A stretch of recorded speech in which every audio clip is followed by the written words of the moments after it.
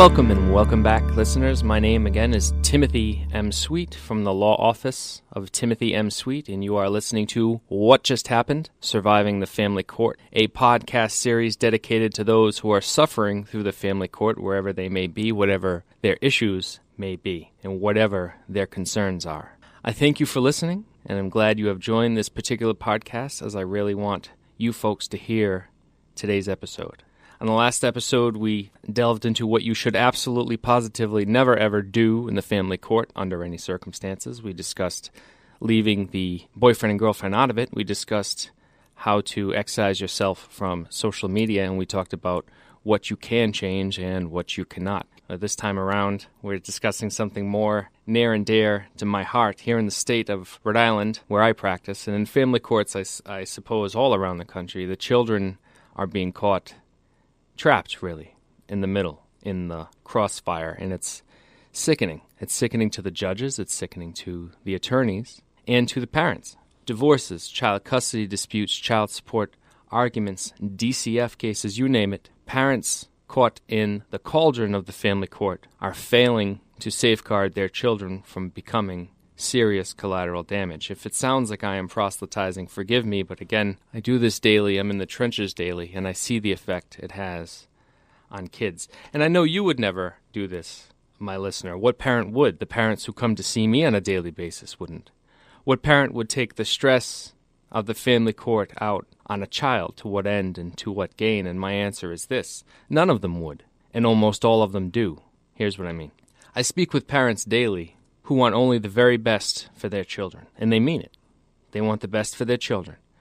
But what parents sometimes forget is that children are impossibly intuitive. A child of 6 is, in essence, a powerful empath, able to discern, deconstruct, and decrypt mom or dad's body language, affect, tone of voice, how hard a coffee mug is put down, so on and so on. I will tell you something terrifying that I have come to know about children by working in the family court and teaching and having even a little one of my own. Your children know you better than you know your children. I promise you that. They know you differently than you know them, of course, because they understand the world differently, they understand you differently, but your children know you better than you know your children. They intuit and internalize when something is wrong, and they carry it around with them. As much as you are suffering through your divorce or your child custody matter, your child is suffering too. And then there are the more insidious cases, the ones that keep the lawyers and the judges up at night, the cases where one parent, we'll call him good parent would never ever place the child in the middle, but the other parent, bad parent, begins to actively alienate good parent from the child, telling the child, good parent wants to take you away from me, or it is good parent's fault we are no longer a family. Or, it is good parent's fault we cannot afford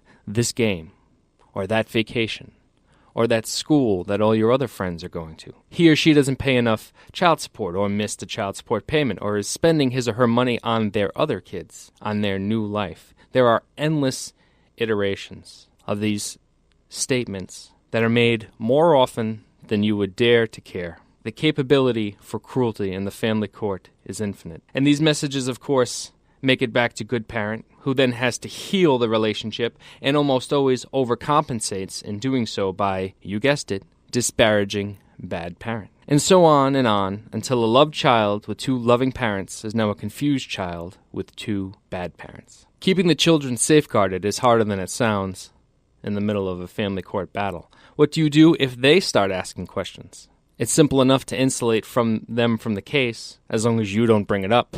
The other parent doesn't bring it up, and you and the other parent and the children can live in a kind of vacuum where you can all pretend that you're not going through a life-changing event. But what do you do if they ask questions, if they start, even worse, making accusations about their time while with the other parent? What if they're unhappy at the other parent's house or with the other parent's spouse, and on and on? Chances are you are not a licensed social worker, listener, nor do you have to be. You are a parent trying to do his or her best under extraordinarily difficult circumstances. But there are licensed social workers out there who specialize in co-parenting, behavior counseling, who can work with families and children to help them through transitions just like this.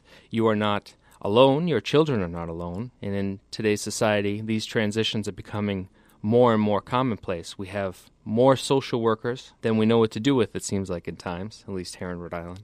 And so if your child has health insurance, and you can keep an open mind as to counseling for your child, you may see them reap the benefit. Many children whose parents passed through the family court have benefited from having a safe, open space to speak candidly with a professional. And a note from my own experience. Children are exceptional at knowing what each parent wants to hear. They are born diplomats, children. Keep this in mind when your child is telling you about their lives while with the other parent. They are not just telling you what goes on at dad's house or at mom's house. They are telling you, in part, what they have intuited you wanted to hear about what goes on at dad's house or mom's house.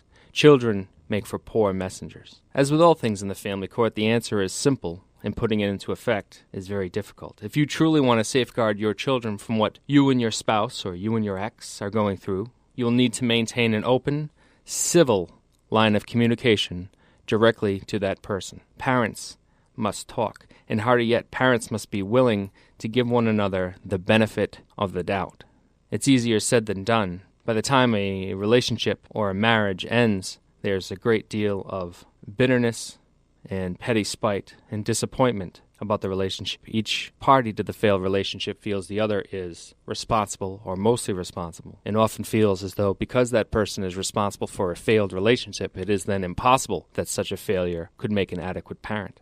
So I beg you, do not put your child in the middle of this, not passively, not defensively, not because you have been told what you didn't even know you wanted to hear. As a judge I adore, and the Rhode Island Family Court likes to say to parents who are before her, and listen carefully to this, you cannot hate one another more than you love your child. You are not allowed to hate the other parent more than you love your child. Next time on the podcast, we'll be discussing the heart of the matter, or the belly of the beast, for those of you with looming court appearances pending, who don't know what to do and it's keeping you up at night, what to expect on the morning of your court date, and maybe more importantly, what not to expect. Please tune in then, and call me or write to me in the meantime if you enjoy this podcast so that I can continue it, so that I can add to it. Your constructive criticism is always helpful as we look to grow this podcast. Thank you for listening. I will talk to you then. This has been Timothy Sweet of the Law Office of Timothy Sweet, located on 10 Elm Grove Ave, Providence, Rhode Island, 02906. You can reach me by phone, 401-595-1665, and by email at timothymsweet@gmail.com. Don't forget the M. Timothy M as in Michael, Sweet at gmail.com. Talk to you next time.